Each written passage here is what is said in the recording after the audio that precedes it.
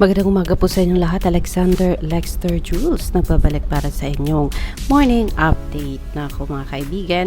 May mga post tayo na hindi nakita noon and so we are happy to see them today. Ito po, Charlie Dizon nagpost sa kanyang Instagram having Alexay Lakad, Blight, Angelica Ken and Maymay Entrata sa kanyang post. I wonder if there are more photos of kapamilya stars na nandun sa tawag dito sa Los Angeles and New York na hindi pa na-post kagaya ng mga posted photo ni Maymay kahapon. At yes, we are so happy na at least Maymay have this chance to upload those photos. Ang sabi ni Arya about kaninong photo to? Someone else's photo. It's Megan Young.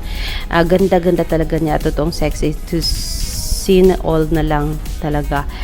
I think may inaaway siya dyan. Pero I don't want to go below the belt and I don't want to dig more about it. But yes, Arya, yeah, aminado ako, maganda naman at sexy talaga si Megan Young. Pero, of course, dahil bias natin si Maymay Entrata, si Maymay pa rin ang ating paborito. I don't care, maraming mga maganda dyan, maraming sexy, maraming matangkad, pero walang charisma, walang magic sa masa, at walang ka-appeal sa mundo ng showbiz. Kaya, yes, aminado ako. There are people na talagang sexy, maganda, matangkad, long-legged din, kagaya ni Maymay. Pero Maymay is having that charm na only Maymay lang ang nakakagawa. Dahil mahal siya ng masa. Dahil kahit ano pa man at sino pa man si Maymay, tanggap siya ng kanyang mga followers. Sabihin man nilang butot balat si Maymay, sabihin man nilang bobo si Maymay, wala kaming pake. Kasi Maymay from the very start never nagpretend yan na she is somebody na hindi siya. Kasi what you see is what you get with Maymay Entrata. But anyways, sabi nga ni Eddie's first and last, unconditional magmahal si Idol, pero madalas nakalimutan pag andun sa pangarap nila. Maraming ganyan guys. Pag yumaman, nagkapera na sila, baliwala na sakripisyo. Sinisimot lang ang yaman ng fans, ang sukle, panuloko, kasinungalingan for stupid reason dahil artista umarte sa fans. Merong mga ganyan. This is in connection with Chito Miranda's post yesterday, and it's been a while, like from yesterday until today.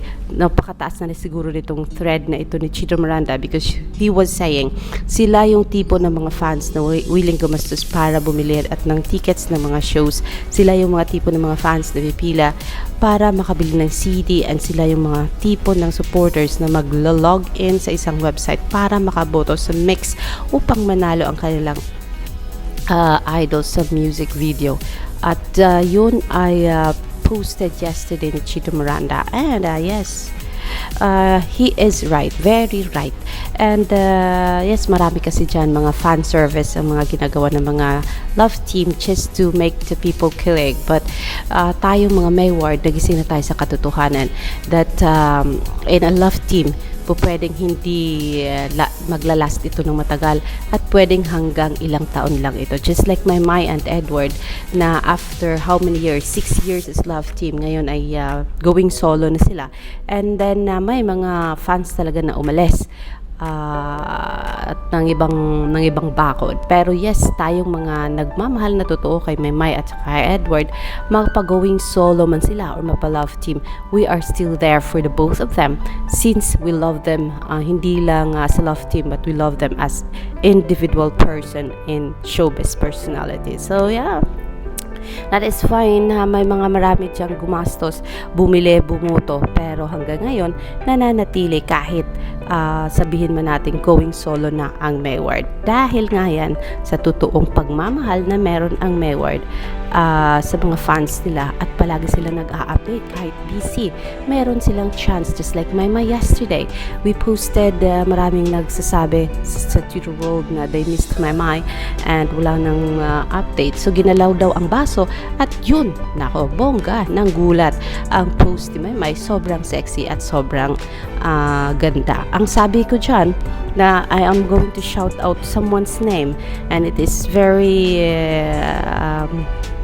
known to you guys kasi palagi ko siyang na-mention dito, and it is RC Alcantara. Kasi po RC Alcantara posted in the morning. I saw her post, hindi ko na lang mahanap ngayon, but she said she is so happy that Maymay is so appreciative and grateful sa mga binigay niya, and agad-agad nakita niya na isinuot ni Maymay ang mga kagamitan na ibinigay niya kay Meridel Maymay Entrata.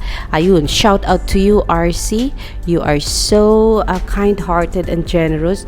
I heard you've been giving away your money just to help people in need sa ngalan ni Maymay, and because you want to do charity dahil mahal mo si Maymay and you're using Maymay's charities to and the group of Maymay dreamers or whatever, yung mga Maymay solos and even Mayward flyers and supporters, ginamit mo na rin to give some kind of giveaways to help people in need, to help children to go to school.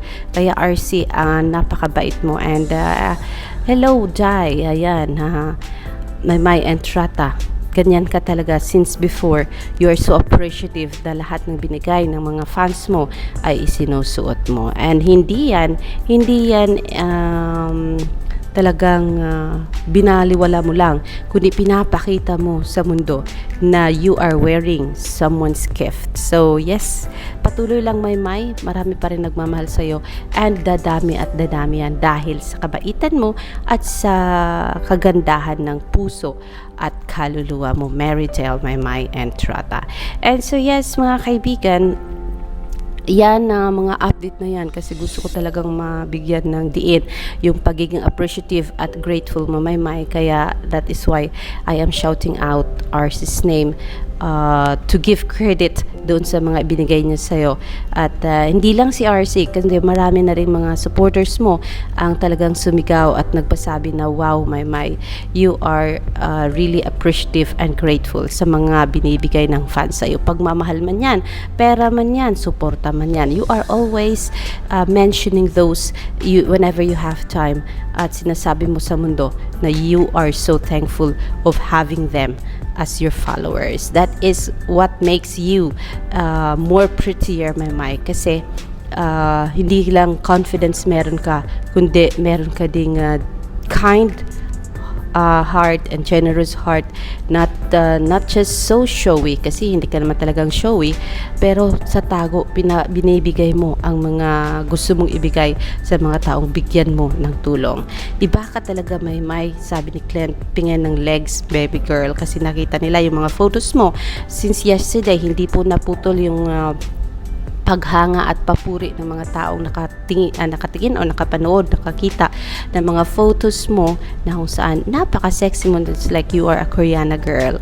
And yes, Meridel Maymay Entrata, you deserve the love kasi talagang all out din ang pagmamahal mo para sa mga taga-suporta mo. Thank you so much for considering na na-miss ka namin, and you gave all those photo for us, and makita namin na nandiyan ka at nakikinig ka sa mga sinasabi namin. Alexander Lexter Jules,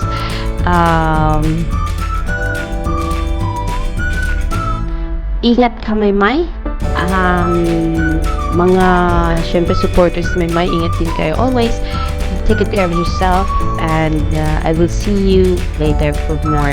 Dito din yan sa nag-iisang channel na nagmamahal kay Maymay and Edward and all their friends, Alexander Lexter Jules. I will see you later. Magandang umaga po.